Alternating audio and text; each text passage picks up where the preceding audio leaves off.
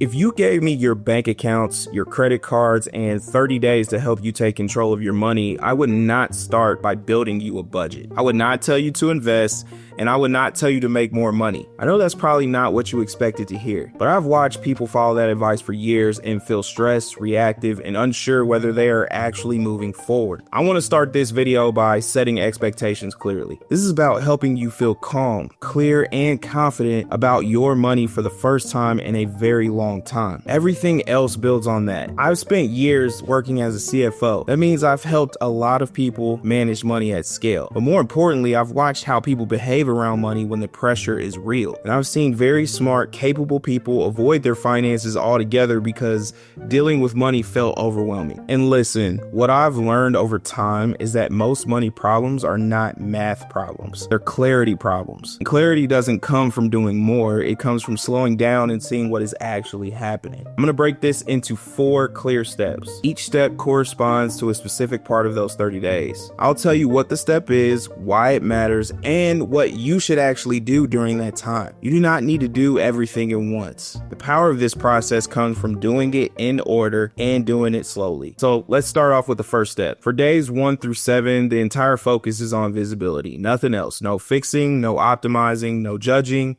Just visibility. This is where most people resist, so I just want to slow down here. You cannot manage money you do not look at. And yet a lot of people avoid looking at their money on purpose. Not because they're lazy, but because looking makes them feel bad. Every transaction feels like they're failing. Every balance feels like a reminder that they should be doing better. Over time, avoidance becomes a coping strategy. So the goal of the first 7 days is not to change your behavior. It's actually to remove the emotional charge around your numbers. So what I would have you do is very simple. Every dollar that leaves your life needs to get written down somewhere. That could be on the notes app on your phone, a spreadsheet, or a piece of paper. I really don't care. It does not matter, and tools don't matter. What matters is that you see the full picture. During this week, you are not categorizing spending. You're not deciding on what's good or what's bad. You are not making rules. You're simply observing. Think of it the same way as a doctor looks at lab results. The numbers are just information, not judgment. This matters because once you can see clearly, you stop guessing.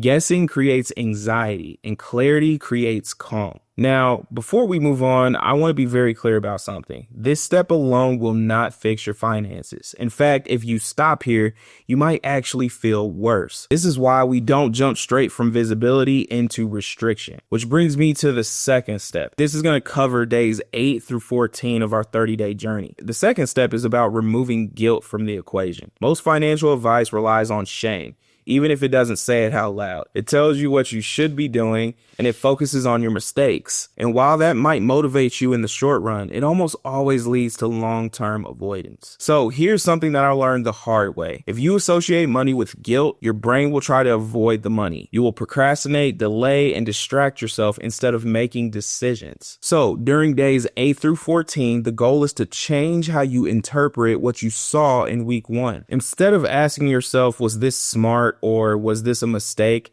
I want you to ask different questions. I want you to ask, what was this expense trying to solve? Was it trying to save time, reduce stress, create comfort, feel connected, escape boredom? When you ask that question, you start to understand your spending patterns at a deeper level. You see reasons behind the behavior instead of just the behavior itself. And this is where I would have you begin grouping spending by purpose rather than category. Not like food, gas, or entertainment, but things like convenience, security, enjoyment, growth, or avoidance. This shift matters because most people don't overspend because they're careless. They overspend because something in their life feels unresolved. So look, when you understand the purpose behind spending, you can address the root cause of it instead of fighting the symptom. At this point, many people may notice something surprising. They realize that some expenses they felt guilty about are actually aligned with what they want in life. And they also realize that some expenses they barely noticed are quietly working against them. See, this is what I mean when I say clarity. This clarity is what allows you to move forward without shame. Now that we have visibility and understanding, we can finally introduce structure. So let's talk about the third step, which covers days 15 through 21. This step is about creating one simple rule for how you make money decisions. I love this step so much because it's so foundational to how I manage my money. Most people think control comes from having a lot of rules.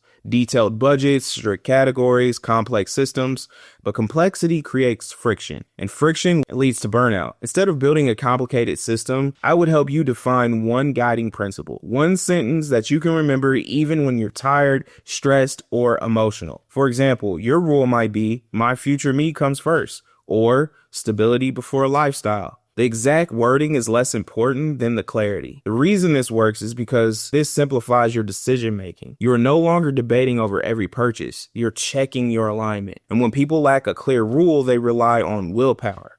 And willpower is unreliable. A clear principle removes the need for constant self-control. This is where many people start to feel something new. Trust. They trust themselves to make good decisions because the decisions are guided by something stable. Now that we have a rule in place, we can move to the final step. Step number 4, which covers days 21 through 30. This step is about automation, but not in a way that most people think about it. See, automation is often framed as a way to build wealth faster. In reality, its biggest benefit is emotional. Automation removes decision fatigue. During this phase, I would automate your fixed expenses, your savings, and any investing that makes sense for your situation. Not to maximize your returns, but to create some breathing room. Most people think that they want more money. What they really want is relief. They want to stop feeling like one expected expense can throw everything off. Automation, it gives you that relief. It allows progress to happen quietly in the background. By the end of the 30 days, the goal is not perfection, the goal is stability. You need to know where your money is going. You understand why you have to spend the way you do, you have a clear rule for decision making, and your systems run without constant effort. That, honestly, my friends, is what financial control actually feels like. Hey, before you move on from this video, I want to be clear about something. What you just watched isn't a checklist or a challenge. It's a way of thinking about money that most people were never taught. Everything else on this channel builds on this foundation in one way or another. Whether we're talking about income, habits, budgeting, or wealth, it all comes back to this idea of control before complexity. So as you explore the rest of the channel, keep this framework in mind because it's the lens through which all other conversations make sense.